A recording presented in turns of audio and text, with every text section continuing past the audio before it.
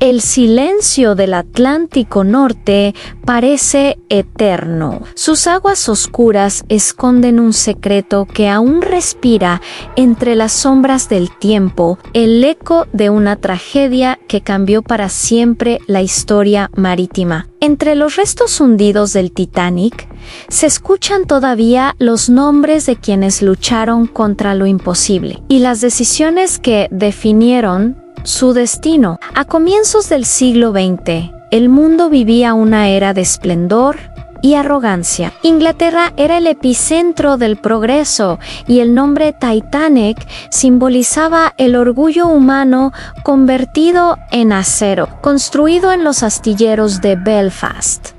El barco más grande y lujoso jamás creado prometía ser insumergible. Era el sueño de una humanidad que creía haber vencido a la naturaleza. Nuestra historia comienza en abril de 1912. Los muelles de Southampton vibraban con emoción mientras más de 2.200 almas subían a bordo. Ricos, pobres, soñadores y trabajadores compartían un mismo destino al cruzar el Atlántico hacia el sueño americano. Entre ellos, hombres que jamás imaginaron que sus nombres quedarían grabados para siempre en la memoria del mundo. En la torre de mando, el cuarto oficial Joseph Boxall repasaba las coordenadas con precisión británica. Él había participado en las pruebas de mar del Titanic.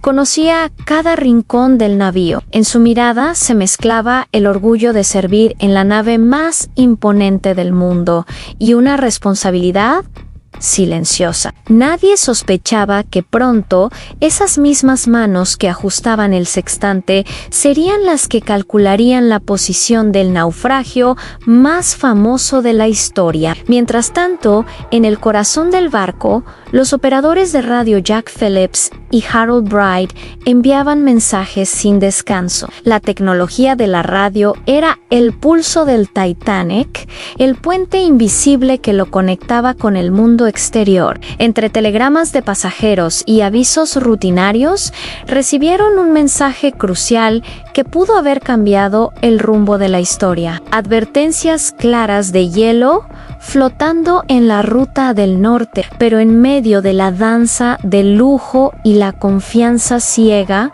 aquel aviso se perdió entre el ruido de las celebraciones y la rutina. La cubierta de primera clase brillaba bajo un cielo estrellado y un mar increíblemente calmado. Allí, el joven pasajero, Jack Thayer, de apenas 17 años, observaba el océano con una mezcla de fascinación y un extraño temor. Era un alma inquieta con un futuro prometedor por delante. Esa noche, aún no sabía que sería uno de los últimos en contemplar el Titanic erguido, majestuoso sobre el agua antes de que el caos se desatara. Mientras tanto, en lo alto, en el puesto más solitario y frío del barco, el vigía Frederick Fleet divisaba algo que brillaba débilmente en la oscuridad. El aire era puro y cortante, y el reloj marcaba pocos minutos antes de la medianoche. Lo que parecía un destello lejano se transformó,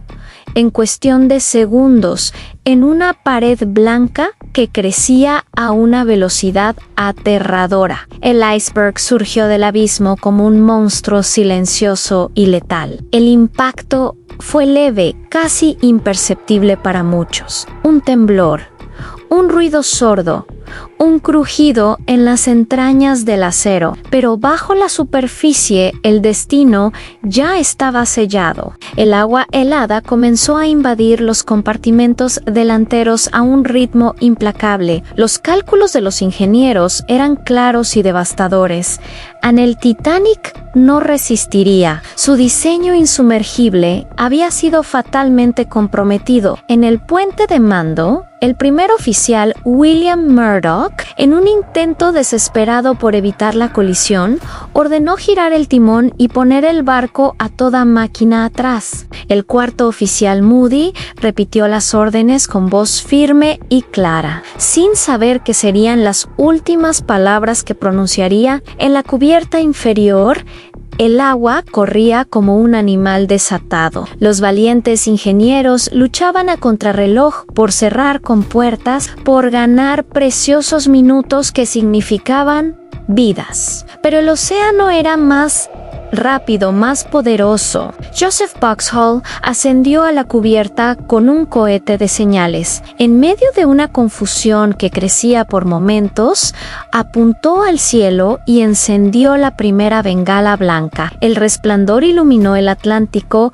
como una plegaria muda, una llamada desesperada de auxilio. Era el aviso del fin. Desde el vasto y oscuro mar, ninguna respuesta, solo un silencio abrumador. En los lujosos camarotes, los pasajeros despertaban sin comprender qué sucedía. Algunos creían que se trataba de una avería menor, un simple contratiempo. Otros, aferrados a la propaganda, insistían en que el Titanic jamás podría hundirse. Pero el agua seguía subiendo, lenta, inevitable, como una sentencia escrita en hielo. Y mientras los minutos corrían, las decisiones que se tomaban en la cubierta se convirtieron en una cuestión de vida o muerte. En un rincón remoto del océano, el buque Carpathia navegaba a todo vapor, respondiendo al llamado de auxilio que los operadores de radio habían logrado enviar antes de que la sala se inundara. Pero aún faltaban horas para que llegara. Demasiado tarde para la mayoría. Esa noche, el orgullo humano se enfrentó a su límite. Los más poderosos del mundo, aquellos que viajaban rodeados de oro y cristal, comprendieron de la forma más brutal lo frágil que puede ser la vida cuando la naturaleza exige silencio. Y mientras el Titanic comenzaba a inclinarse peligrosamente, alguien tomó un violín. La orquesta empezó a tocar una melodía suave, un acto de valentía y serenidad en medio del pánico, como si intentara calmar al mar embravecido. Nadie lo sabía, pero en ese instante la historia acababa de transformarse en leyenda, porque entre el hielo, la desesperación y el heroísmo, todavía quedaban almas dispuestas a luchar hasta el final. La medianoche había pasado. Sobre la inmensidad del Atlántico, el Titanic ya no era ese palacio flotante de lujo y la soberbia, sino un gigante herido que se desangraba en el más absoluto silencio. La noche era tan clara, tan serena, que el cielo parecía burlarse del desastre que se estaba gestando abajo. Miles de estrellas observaban, impasibles, mientras el monstruo de acero comenzaba a inclinarse lentamente hacia su destino. En las cubiertas inferiores,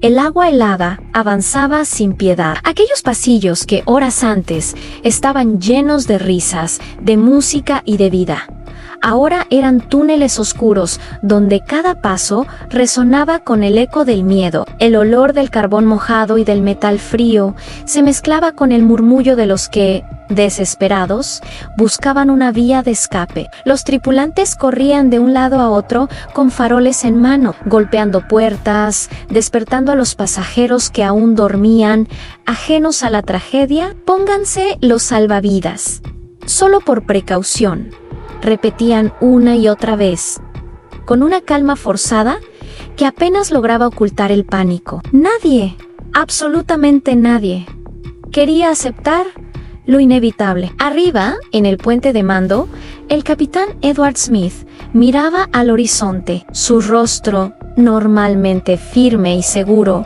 estaba marcado por la incredulidad. Había comandado barcos durante más de 40 años, surcando todos los mares, pero jamás había sentido un silencio tan pesado, tan abrumador.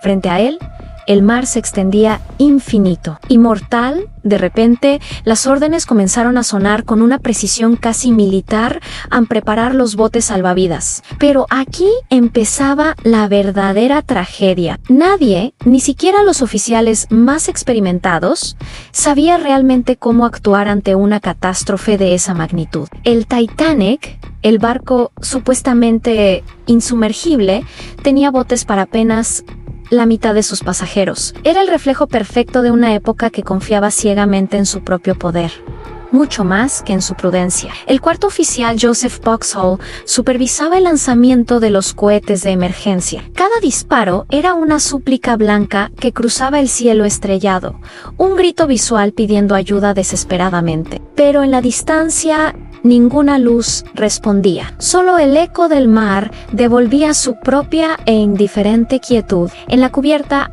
el quinto oficial, Harold Lowe, intentaba organizar los primeros embarques. Su voz se rompía tratando de mantener el orden, gritando por encima del viento y de los sollozos que ya se oían por todas partes.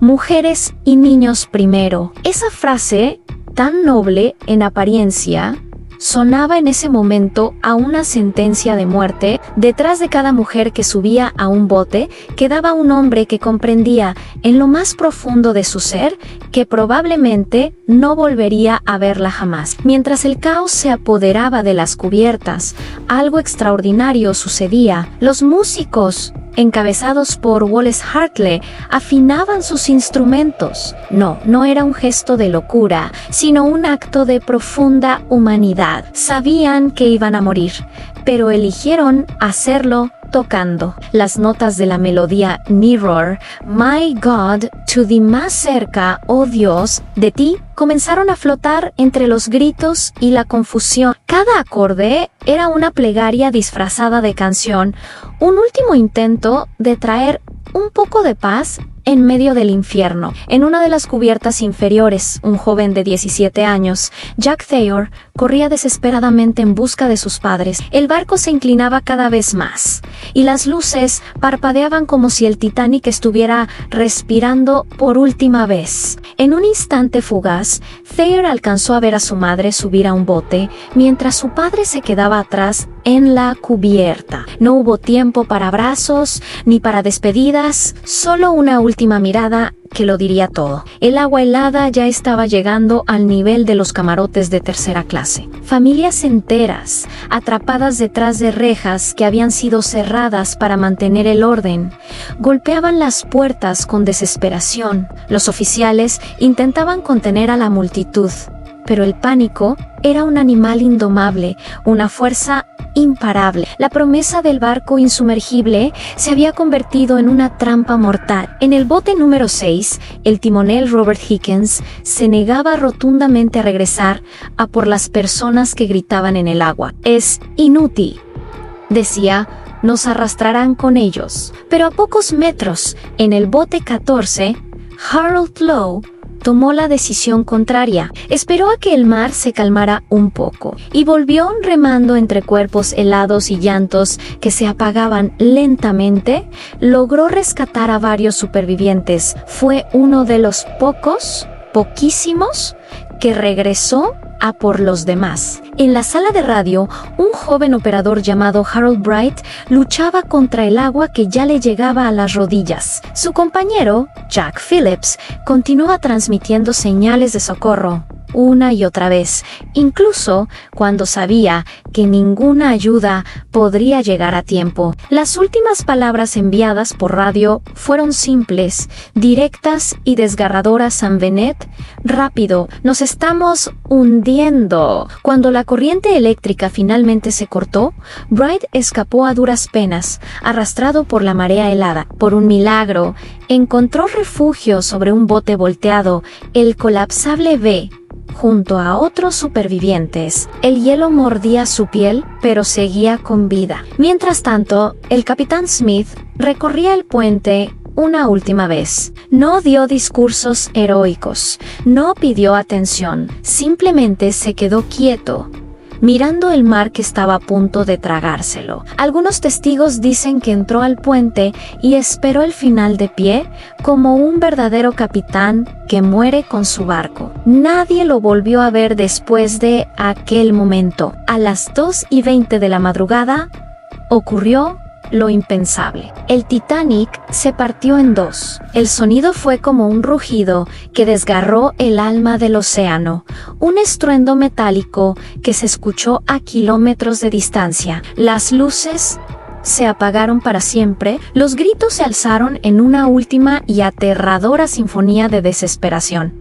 Y luego solo quedó el silencio. El barco más majestuoso del mundo se hundió en las profundidades del Atlántico, a casi 4.000 metros bajo el agua, llevándose consigo a más de 1.500 almas. El resto, los que sobrevivieron al hundimiento, flotaban en la oscuridad, esperando un amanecer que parecía no llegar nunca, como si el sol pudiera devolverles la esperanza perdida. Y cuando finalmente llegó la luz, lo que reveló fue una escena imposible de olvidar: un mar tranquilo, en calma, cubierto de cuerpos sin vida. El océano, que horas antes había sido un espejo de estrellas, se había convertido en un cementerio sin nombre y sin cruces, pero entre los supervivientes había quienes guardarían esta historia en su memoria para siempre, quienes contarían cada detalle, cada decisión, cada error fatal, porque lo que se hundió esa noche no fue solo un barco, fue el orgullo y la arrogancia de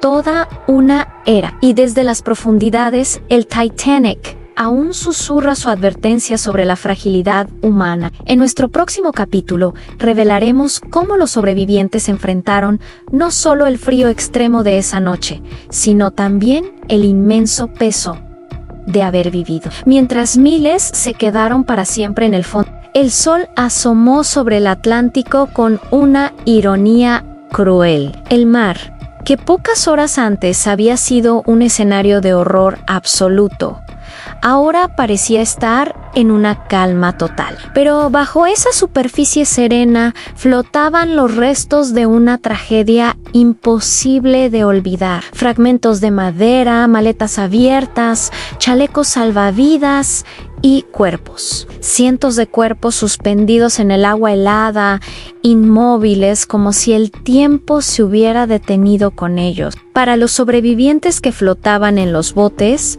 el silencio era más pesado que el frío insoportable. Apenas podían hablar. Algunos, con la voz rota, todavía gritaban los nombres de sus seres queridos con la esperanza de una respuesta que nunca llegaría. Otros simplemente miraban el horizonte con la mente en blanco, incapaces de procesar que seguían vivos, mientras tantos otros no. Los llantos ahogados se confundían con el suave golpeteo del agua contra los costados de las pequeñas embarcaciones. Era el amanecer de los que habían sobrevivido y el comienzo de una nueva y profunda forma de dolor. En uno de los botes, el quinto oficial, Harold Lowe, exhausto y con las manos congeladas, miraba a su alrededor con una mezcla de determinación y desesperación. Había tomado una decisión heroica al regresar al campo de restos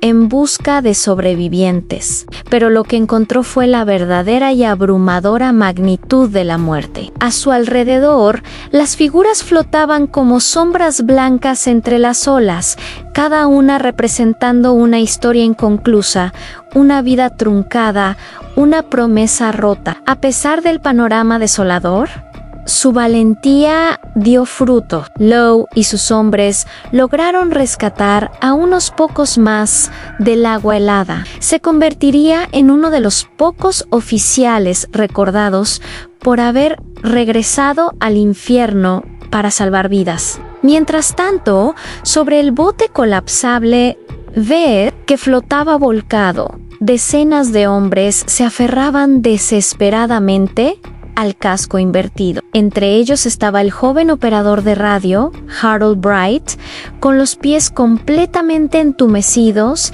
y la piel desgarrada por el hielo. A su lado, la tragedia seguía su curso en cuerpos rígidos, vencidos por la hipotermia.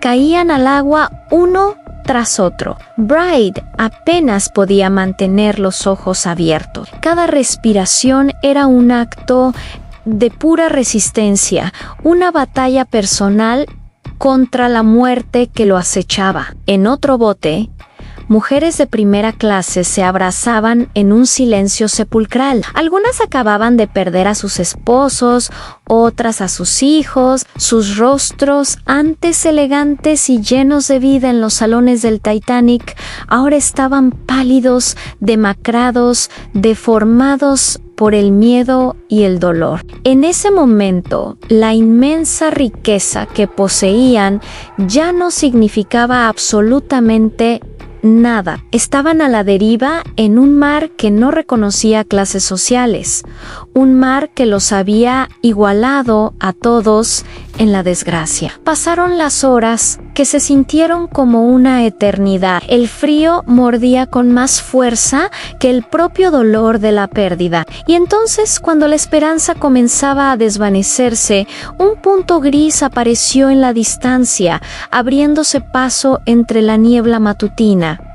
Era el RMS Carpathia, el barco que había recibido las desesperadas señales de auxilio del Titanic, navegando a toda máquina, superando su propia velocidad máxima y esquivando icebergs en la oscuridad. Para los sobrevivientes, su llegada fue como una aparición divina, un milagro en medio del océano. Cuando el Carpathia finalmente llegó y comenzó las labores de rescate, las escenas fueron indescriptibles. Cuerpos cubiertos con mantas eran subidos a bordo, mujeres se desmayaban al pisar la cubierta segura, niños lloraban sin comprender la magnitud de lo que había sucedido. El capitán Arthur Rostron, consciente de la solemnidad del momento, ordenó un silencio absoluto a su tripulación. Sabía que estaban siendo testigos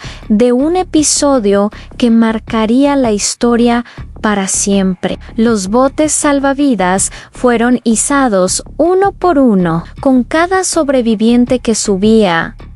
Una mezcla de alivio y culpa quedaba flotando en el aire. La pregunta que todos temían pronunciar, pero que resonaba en sus mentes era: ¿por qué yo? ¿Por qué yo sí y ellos no? Mientras tanto, los marineros del Carpathia seguían revisando el horizonte con sus binoculares, esperando encontrar más botes, más vida, pero lo único que hallaron fue el rastro final del Titanic, una capa de hielo, maderas partidas y un océano inmenso que se lo había devorado todo. Ya en el interior del Carpathia, los sobrevivientes recibieron de caliente, caldo y mantas. Nadie hablaba del lujo perdido, de los bailes de gala o de la opulencia del gran barco. Los que habían conocido la grandeza y el esplendor del Titanic ahora compartían el mismo suelo, el mismo temblor incontrolable y la misma mirada perdida. Entre ellos estaba la pequeña Milvina Dean,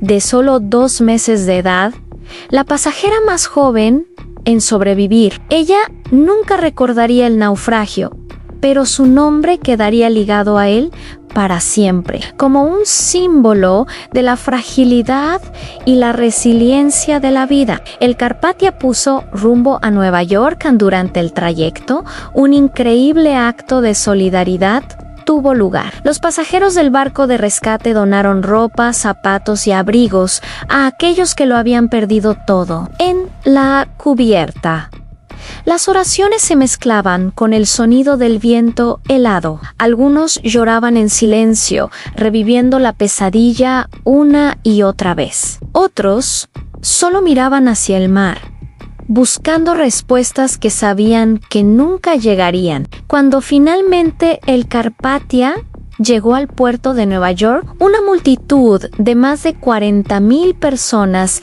los esperaba en el muelle. Familias ansiosas, periodistas con sus cámaras listas y miles de curiosos, todos contenían la respiración. Las fotografías de la época capturaron rostros vacíos, miradas que parecían venir de otro mundo. Aquellos que habían sobrevivido no eran los mismos que habían zarpado de Southampton con sueños y esperanzas. Habían dejado una parte de sí mismos en el fondo del oscuro y frío océano Atlántico. Pero la historia no terminó en ese muelle. Mientras los sobrevivientes intentaban comenzar a reconstruir sus vidas rotas, el mundo entero exigía respuestas. Comenzaron las preguntas, las acusaciones y las investigaciones oficiales, tanto en Estados Unidos como en Gran Bretaña. ¿Quién era el responsable de esta catástrofe? ¿Por qué no había suficientes botes salvavidas para todos?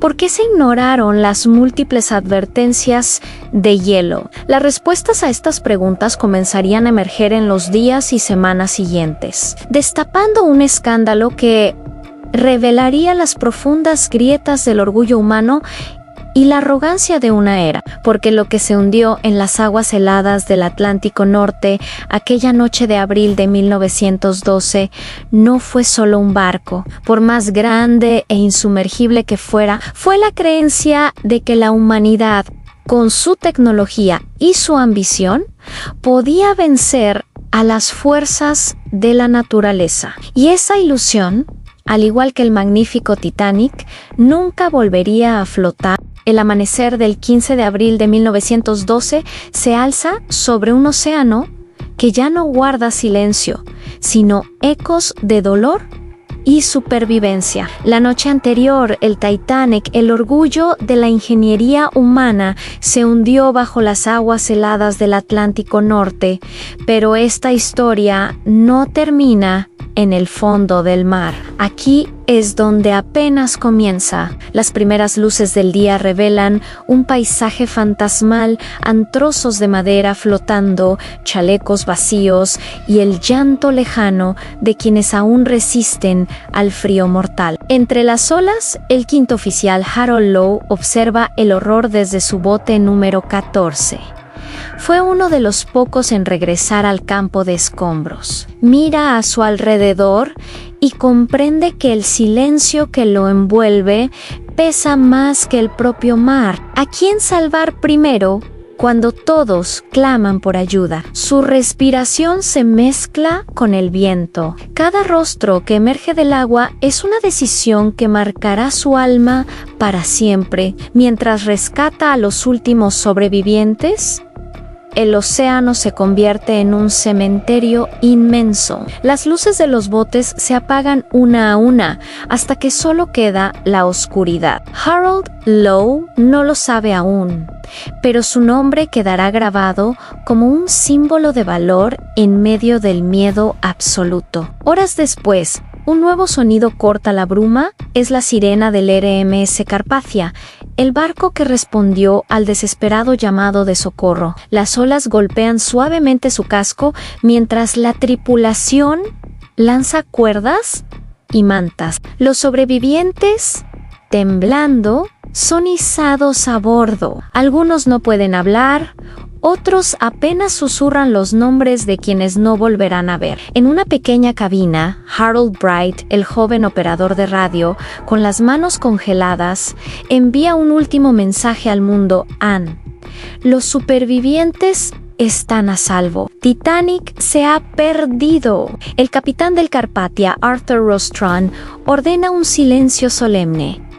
Los hombres bajan la cabeza. El barco entero se transforma en un hospital improvisado, donde los heridos del alma son tantos como los del cuerpo. El amanecer tiñe el cielo de un rosa triste, y entre ese color y las lágrimas se siente que algo más grande que un barco se ha hundido a la fe ciega en la invencibilidad humana. Cuando el Carpathia finalmente llega a Nueva York, la ciudad está cubierta por una lluvia densa y fría. En el puerto, miles de personas esperan noticias.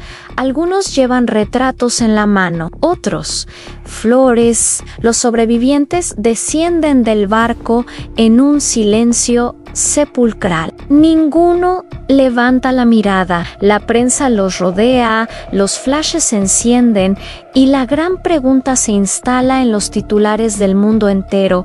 ¿Quién fue el responsable? Comienzan las investigaciones, oficiales, ingenieros y pasajeros testifican. Se mencionan fallos en la velocidad, negligencia en la cantidad de botes salvavidas, un exceso de confianza en la tecnología. El cuarto oficial, Joseph Boxall, habla con voz temblorosa sobre la noche del impacto, sobre las órdenes dadas, sobre los cohetes que se elevaron al cielo y no obtuvieron respuesta. En cada testimonio hay una mezcla de culpa y desconcierto. Nadie quiere aceptar que el verdadero culpable tal vez no fuera un hombre, sino una idea, la arrogancia de creer que lo imposible no podía suceder. Mientras el mundo busca respuestas, en el fondo del Atlántico, el Titanic descansa. A casi 4.000 metros de profundidad, cubierto por una oscuridad eterna,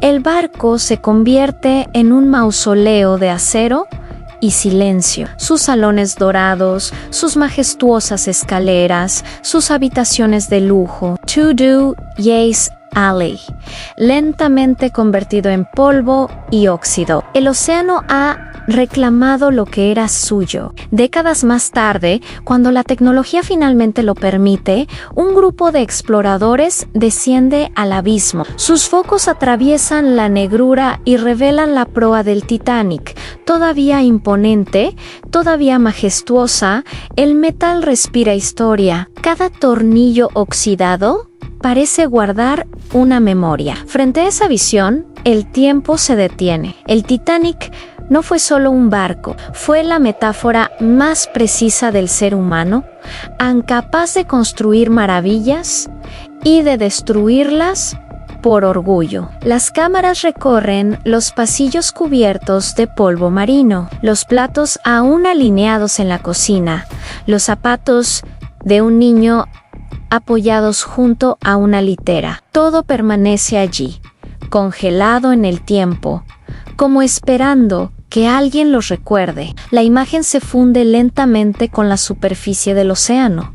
El sol cae en el mar, vuelve a su calma indiferente. Y justo antes de que el silencio se imponga, se escucha un sonido, 3 puntos, 3 rayas, 3 puntos, an, sos.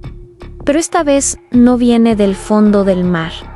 Es un eco que viaja a través del tiempo, un mensaje que no pertenece solo a 1912, sino a todos los siglos por venir, un recordatorio de que el Titanic no fue solo una tragedia del pasado, sino una advertencia eterna sobre los límites de la ambición humana. El mar guarda sus secretos, los nombres cambian, las generaciones pasan, pero las lecciones permanecen, porque el océano nunca olvida. En la gélida madrugada del 18 de abril de 1912, el Carpathia llegó a Nueva York en una densa niebla, envolvía el puerto como si la propia ciudad estuviera de luto. En los muelles, miles de personas aguardaban en un silencio sepulcral. Una mezcla de esperanza y terror suspendida en el aire. A lo lejos, colgando como macabros trofeos, se veían los botes salvavidas vacíos del Titanic, testimonios silenciosos de la catástrofe. Cuando las pasarelas finalmente se desplegaron, un murmullo inquieto recorrió a la multitud. Los primeros en bajar eran fantasmas andantes, a mujeres envueltas en mantas, niños descalzos con la mirada perdida, hombres que parecían haber envejecido décadas en una sola noche. No había vencedores, solo supervivientes marcados por el horror. Los flashes de las cámaras de prensa estallaban sin piedad, buscando capturar el rostro del sufrimiento. Esas imágenes darían la vuelta al mundo, una cruda lección de que ni todo el progreso ni la riqueza del hombre podían desafiar al destino. En los días que siguieron, Nueva York se transformó en un santuario improvisado. Las iglesias y los salones de baile abrieron sus puertas para acoger a quienes lo habían perdido todo. Los periódicos comenzaron a publicar las listas de los fallecidos, línea por línea, cada nombre una tragedia familiar. En las esquinas, los vendedores voceaban el titular del New York Times que helaba la sangre en el Titanic se hunde. 1500 vidas perdidas. El duelo era colectivo, una herida abierta en el corazón de una era que se creía invencible. Mientras la gente lloraba, los poderosos buscaban explicaciones para lo inexplicable. Las investigaciones comenzaron casi de inmediato. El Senado de los Estados Unidos convocó a los testigos clave: el cuarto oficial Joseph Boxhall, el radiotelegrafista Harold Bright y varios pasajeros de primera clase se enfrentaron a interrogatorios implacables. Los senadores querían responsables, pero los supervivientes cargaban con un peso mucho mayor.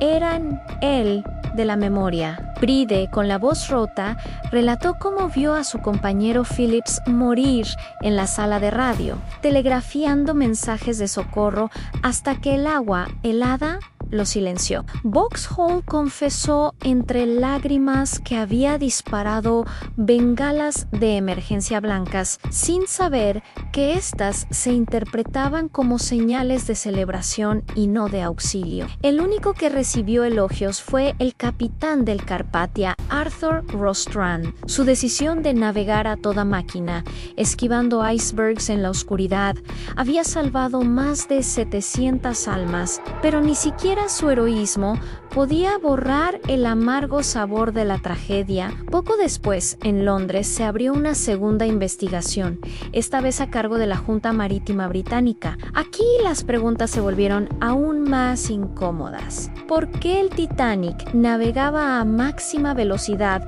en una zona conocida por la presencia de hielo? ¿Por qué llevaba botes salvavidas solo para la mitad de las personas a bordo? ¿Por qué se ignoraron las múltiples advertencias de otros barcos? El nombre de J. Bruce Ismay, presidente de la White Star Line, resonó en las salas como sinónimo de cobardía. Él había sobrevivido, ocupando un lugar en uno de los últimos botes mientras cientos de pasajeros quedaban atrás. Durante el juicio, su rostro permanecía impasible, pero sus manos temblorosas lo delataban. Afirmó haber subido al bote solo cuando ya no quedaban mujeres ni niños. Nadie le creyó. La prensa lo bautizó como el cobarde del Titanic, el hombre que huyó de su propio barco. Las audiencias se convirtieron en un espectáculo mundial. Cada testimonio revelaba una nueva capa de horror, una nueva pieza en el rompecabezas de la negligencia. Los planos del barco, las órdenes confusas, las señales de radio ignoradas, todo apuntaba a una cadena de errores fatales, alimentados por una arrogancia desmedida. En el fondo, una verdad ineludible emergía en el orgullo.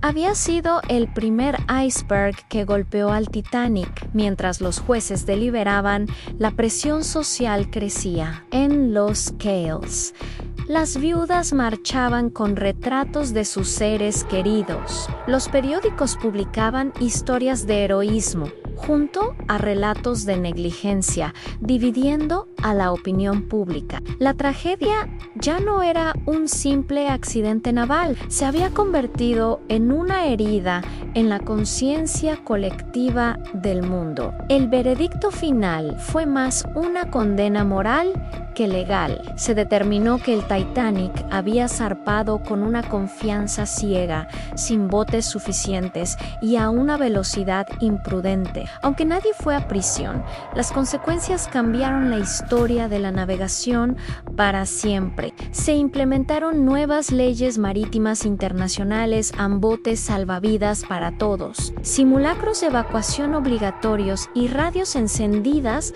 las 24 horas del día. El océano había cobrado un precio altísimo, pero su lección quedaría grabada a fuego. Sin embargo, incluso después de los juicios, una sombra inquietante persistía. Varios testigos juraron haber visto luces en el horizonte la noche del desastre. Un barco misterioso, lo suficientemente cerca como para ver las bengalas, pero que nunca acudió al rescate. ¿Quién estaba en ese barco? ¿Por qué no respondió a las llamadas de socorro? Esta pregunta, como un eco perdido en el mar, continuaría persiguiendo a los historiadores durante décadas. El Titanic se había hundido, sí, pero su historia apenas comenzaba a emerger de las profundidades, arrastrando consigo secretos que el océano aún no estaba dispuesto a revelar.